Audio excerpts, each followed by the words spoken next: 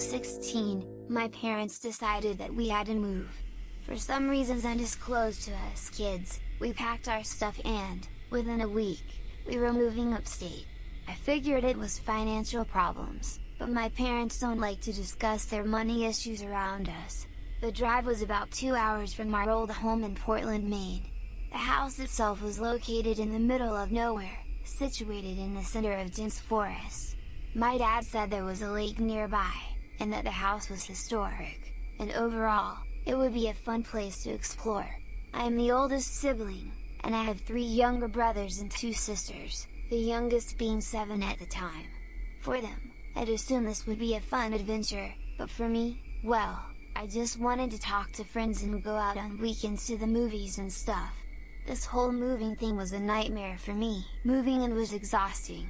The house was rickety, with tons of random, aesthetic white staircases, and small doors would get jammed easily, making it impossible to shoulder through with a big-ass box in hand. On top of that, the moving van got lost twice. It wasn't like there was another property for a mile or so around, but alas, it took them 2 extra hours just to arrive. As the week ended and we were mainly unpacked save for the basement and the attic, I decided to poke my head around for real this time.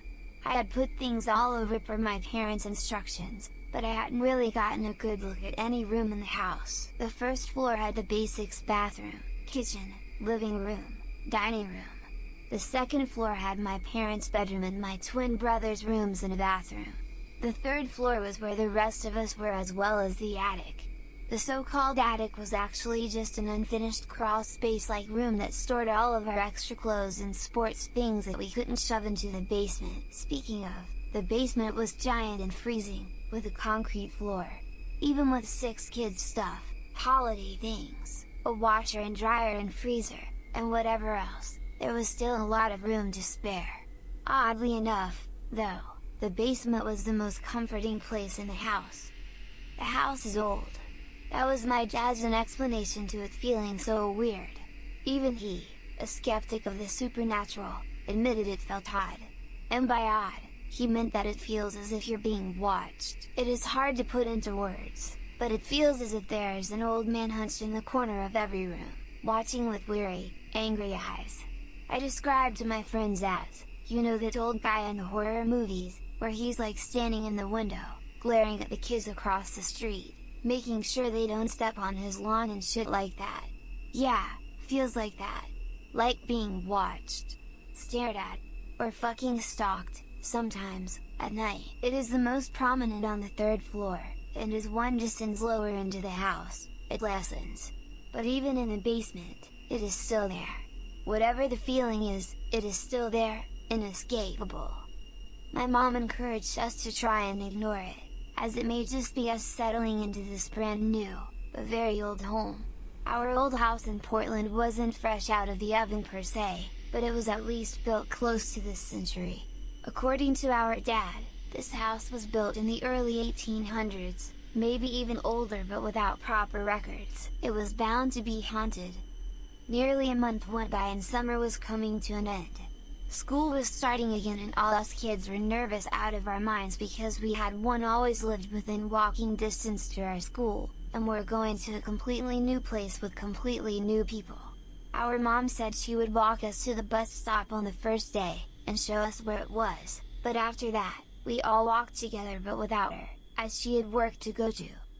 While at the bus stop, our mom asked us, "Do you guys still feel weird in the house?" One of my sisters, who is 14, said, "It feels like I'm being watched. It's creepy, Ma." Now, I'd never really told anyone aside from my friends back in Portland about how I felt. I never told my sister about how I felt like it was an old man watching us day in and day out. As soon as the words left her mouth, I got a crazy chill down my spine. Needless to say, I could barely concentrate the first day of classes, and I really didn't want to go home. Months passed, and nothing changed. Nothing got worse, but it didn't get better, either. We all talked about it, about how we felt as if we were being stared at all the time, but aside from the occasional remarks, we didn't really talk about it. It was a paranoia-inducing feeling, and it was exhausting constantly being on edge all the time.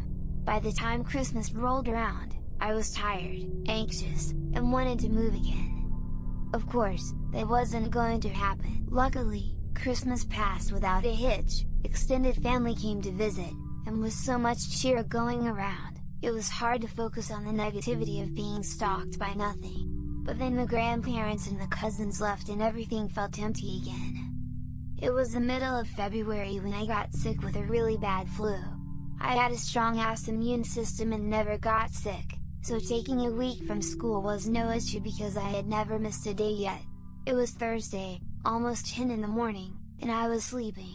My parents weren't home, as I was finally on the mend and my mom had missed 2 days already, taking care of me. I jolted awake to a crash. Even in my disheveled state, I knew it was from the attic a few doors down from my room. I remained laying down, tentative but not really scared, as I thought something just toppled over. We had spent nearly a month with extended family coming over, and boxes were shoved around that whole time to pull out decorations and old games and hand-me-downs, so I assumed something fell. But as I was falling back asleep, I heard the doorknob to the attic twisting. It squeaked before the latch popped back into place and the door creaked open. I went stiff, my heart in my throat and hammering in my ears. I couldn't move. Fight or flight? Yeah, more like fight, flight, or freeze. My first thought was that someone broke in. I had seen a video on YouTube about the guy who discovered a lady living in his crawl space for months, eating his food and peeing in his sink, and it flashed in my mind as the door stopped moving. I waited for footsteps, but nothing came. The silence dragged on and I wanted so badly to drag my ass out of bed, run down the stairs and out of the house. But the attic was right next to the stairs. I heard another thump, like something falling over again. I grabbed the closest weapon I could find, my floor lamp, and began to inch towards my closed door. A flurry of footsteps rushed down the hall towards me.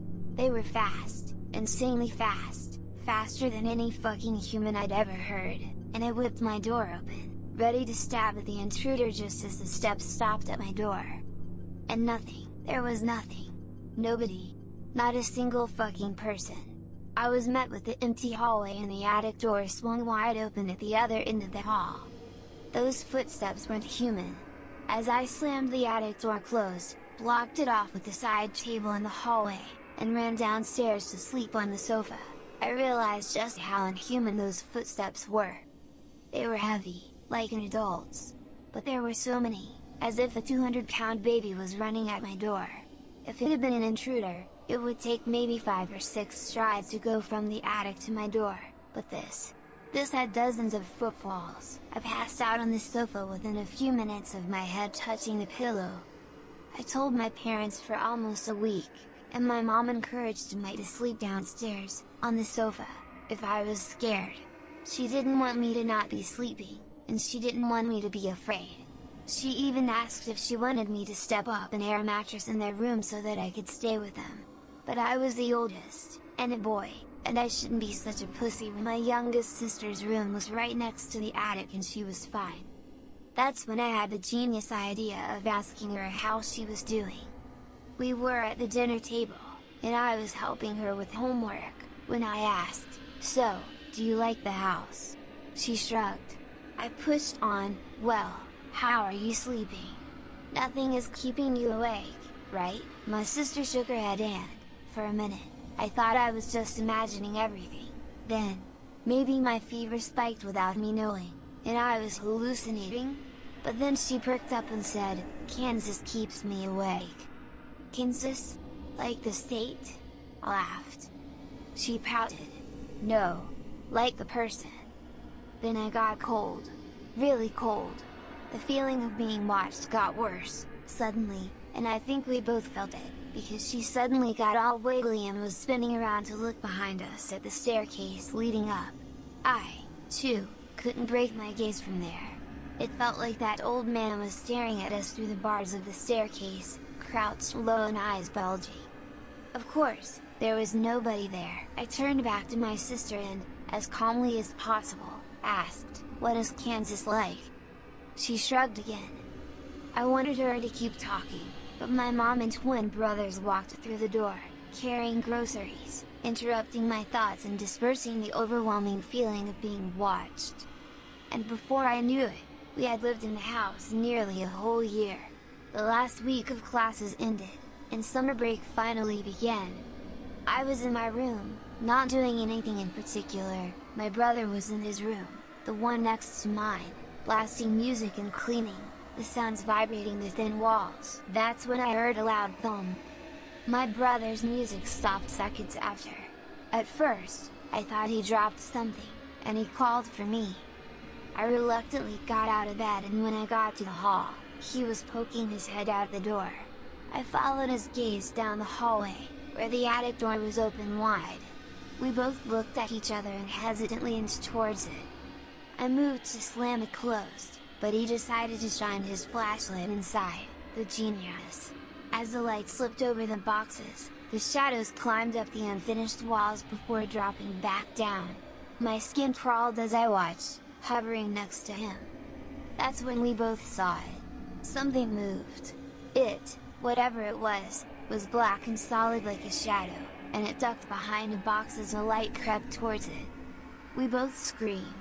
He jumped back as I slammed the door shut and shoved my body against it. Our dad called for us down the stairs, and I shouted, "Go get Dad!" to my brother. He disappeared down the steps and I was left alone, panting, splayed against the door like an idiot, as if a demonic ghost shadow thing couldn't just phase through the door and kill me.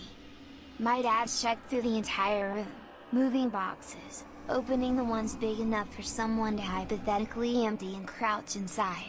He was meticulous about it, and when he was satisfied, he stepped out of the room, closed the door, and told me and my brother, "Nobody's in there, boys." "Nobody, yeah, but what about something?" my brother asked. My dad frowned as if trying to understand. I clarified, "Is this place haunted or what?" Then my dad's face went white, blood draining from his features. He moved around us and waved for us to follow him down the stairs. That night, my mom gathered us all around and my dad sat next to her on the couch. My littlest sister was asleep in their room, and my twin brothers were asleep, too. That left me, my 15-year-old sister, and my 13-year-old brother. My dad broke the ice to us pretty nicely, saying that the house was old, and it wasn't unlikely one of the previous owners could have died in it. My mom added that she thought the place was a little special before moving and when looking at it on the market, but she didn't want that to deter from a good purchase, as she wasn't really sure ghosts were even real.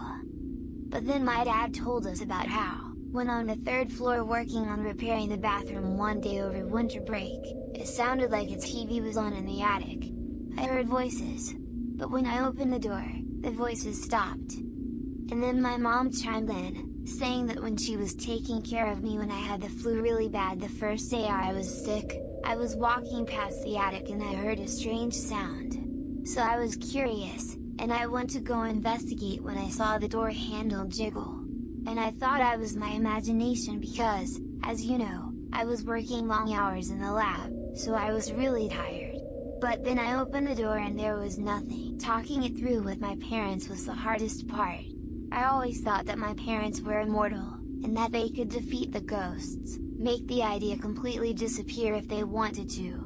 But I realized that night that they were just as much a victim of whatever was in the house as we kids were. But then my mom said, "I don't think this is a bad spirit. I just think it needs to adjust to us living here." The lady that lived here before us was living alone for almost 30 years, so of course 6 kids and 2 new adults would be spooky for it. Give it time. I graduated next year. Little things happened here and there, and one final terrifying thing happened before I left for college. My little sister, dubbing the thing in the attic Kansas, said that she saw someone in her room one night. She said it was Kansas, and he was watching her sleep from the foot of the bed. My mom crammed the twins into one room, and moved my little sister into the free room. She assured me, my sister, and my brother that, if something happens, she can make arrangements to move us, too. But nothing else really did happen. I am now 22 years old, and I have been back to the house over summer and winter breaks, staying in my own room. Nothing happens every time I visit, and with my brother and sister moved out for college as well, the entire upstairs is basically abandoned.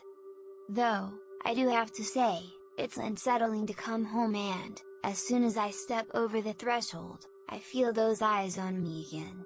The feeling of being watched hasn't gone away over the years, but now that I live in an apartment and away from home most of the time, I have to say, I kind of miss the thrill of it all.